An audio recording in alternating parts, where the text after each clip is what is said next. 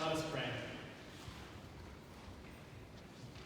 O God, you have called your servants to ventures of which we cannot see the ending, by paths as yet untrodden, through perils unknown.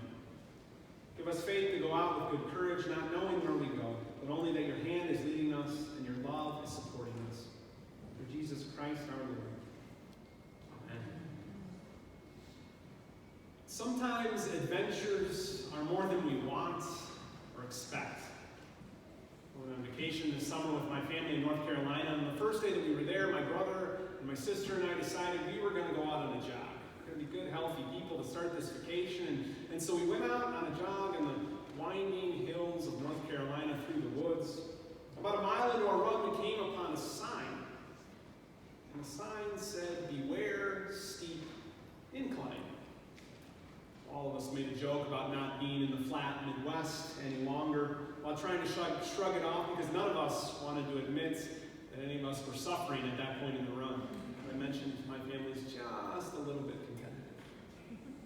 So we started going up the hill, and my eyes went from my feet on the road to look up to see where we were going. And I realized that I couldn't see the top of the hill because it was incredibly steep and shrouded by clouds. It felt like a literal stairway to heaven.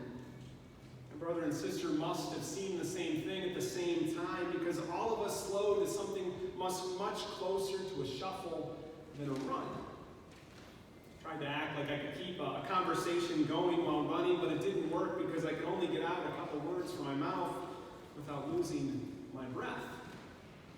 And the road somehow got even steeper, and all of us at the same time started walking. At that point, we had a quick conversation, so all of our stories matched about how wonderful we did on this run, and we could tell my family all about it. And then we turned around and ran back towards the cabin where my family was staying. But the sign, "Beware steep incline," made me think about whether following Jesus should come with a similar warning. That this adventure may be more than we want or expect. Rolf Jacobson's a professor at Luther Seminary, and he says that faith is a full contact sport. The implication of following Jesus is that where we are is not necessarily where God needs us to be.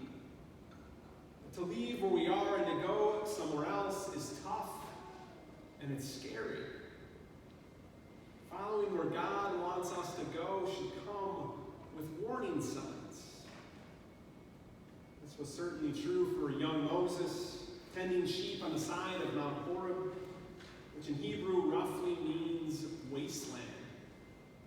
Fitting because I'm betting as Moses tended those sheep, he was pretty much thinking the promise of his life had been wasted. Have you ever taken stock of your life and wondered if this is all there is? Neither Moses nor anyone else thought that he would have ended up tending sheep. He was special all his life. The Pharaoh of Egypt, fearing the growing population of his Hebrew slaves, ordered all Jewish baby boys be killed. The mother of Moses saved him by putting him in a basket and floating him down the river just when one of the daughters of Pharaoh was out for a swim. So instead of meeting the fate of his dead cousins and his dead playmates, Moses is raised in the most glorious house known to man, the house and palace of Pharaoh. Things should have worked out well for Moses, but he didn't fit in anywhere. Neither the Egyptians nor the Hebrews embraced him as one of their own, and Moses became bitter. In a fit of rage, he killed an Egyptian who was beating a Hebrew slave. The Pharaoh finds out and puts out a shoot-to-kill order, and Moses flees Egypt. So this is why Moses is tending sheep on the side of a mountain called Wasteland. They aren't even his sheep, they are his father-in-law's, who lives on this dry pile of rocks with his daughters, one of whom Moses married. So Moses, raised in a palace, educated by the smartest men in the known world, used to wearing silks and jewels, is doing the lowliest of jobs as a hired hand for his father-in-law. God meets us where we are. But often, where we are is not where we should be. Moses is hiding, but God finds him. God has an agenda as well. And with a series of verbs, God speaks to Moses his concerns. I have seen, I have heard, I have known, I have come down.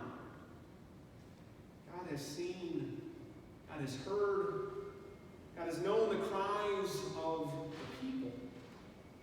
And he made a promise to them through Abraham and Isaac and Jacob and Joseph.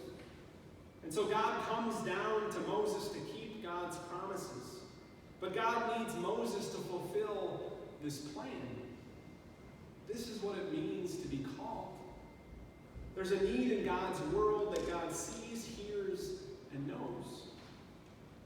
And so God comes to us, uniquely gifted to correct this wrong. When we are called to follow Jesus, we become a hinge between God and God's people. When God speaks the words, I will send you to Moses or to us, there is a direct link between heaven and earth. When God sends Moses, God's plan follows with Moses.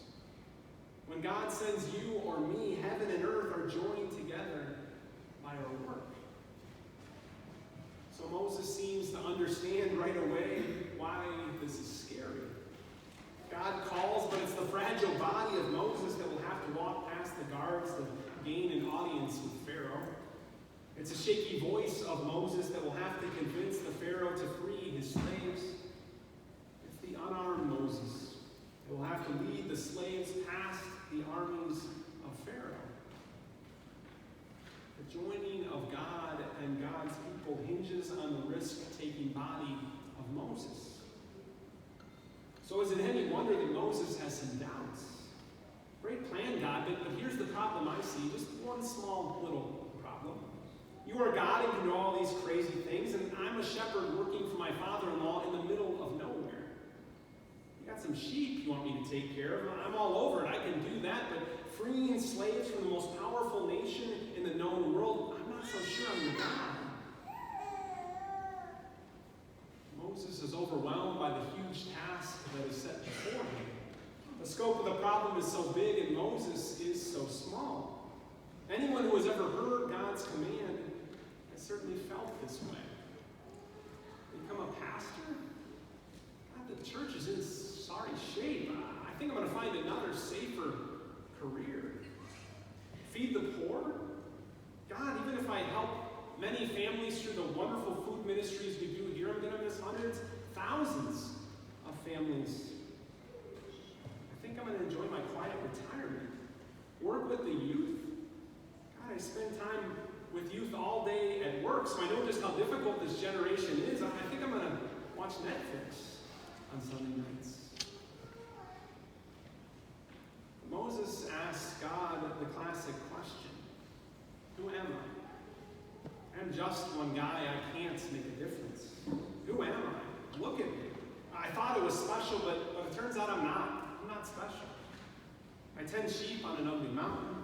I work in a dead-end job. I'm just the mother of 3 kids in Chester Springs. I drive a truck during the day and a bus on weekends to make ends meet. Who am I? God doesn't answer by giving Moses a pep talk. God doesn't point out Moses' gifts, which God could have done, right? Moses is uniquely qualified for this job. He knows the language of Pharaoh. He knows the culture. He knows the way the palace works. He has a passion for people whose blood he shares. He's a survivor. He's crafty. He's smart. And so God comes to Moses on the side of Mount Wasteland for a reason. Just as God comes to us for a reason, we fit into God's plan for the world. God did not tell Moses how he fit into the plan. God simply dismisses Moses' reluctance as unacceptable. And Moses' sense of his own inadequacy is met with the assertion of God's adequacy. God keeps promises. I am the God of Abraham. And God promises to be present, and this must be enough. Moses will have resources that he doesn't even know he has at this point. but God does not go over this with him now. It is simply enough to listen and trust and go. Moses understands what we too often miss in our watered-down faith that asks little of us. God's call for our lives is a very threat to our lives. We have trivialized what being a follower of Jesus means. We think the sacrifice that we are called to make is the loss of an hour of sleep on Sunday morning. And understandably, but mistakenly, you think the cross that you have to bear is to weekly hear me preach. It's an understandable cross to bear. But God sees and hears and knows the cries of this world. God is calling you not only because you have the gifts God needs, but because with God you will be more than enough to serve. But there's danger in saying yes. Big signs that say, beware, steep incline ahead. God doesn't force Moses to do anything. Moses at any time could have said no, thrown water on the bush, or put back on his sandals and gone back to his sheep. God will not force us to get off of our mountain called wasteland, but the life that you are saving is not worth saving. It's a life where nothing is required of us and nothing is healed by our existence. It's a life that's already dead, we just don't know it yet. So as Moses tended his father-in-law's sheep, wondering if this was all life had to offer, God broke in and said, no. But to make a difference in this world, you have to be willing to risk it all. All of us, at times, I would imagine, feel like Moses, tending to our sheep and wondering if this is really all that God has planned for us. It's not. Maybe you're at a point in your faith journey where it feels like you're running up a steep incline with fog all around and you can't see where God is leading you next. Take a step and then another one. Because God says you have enough and you are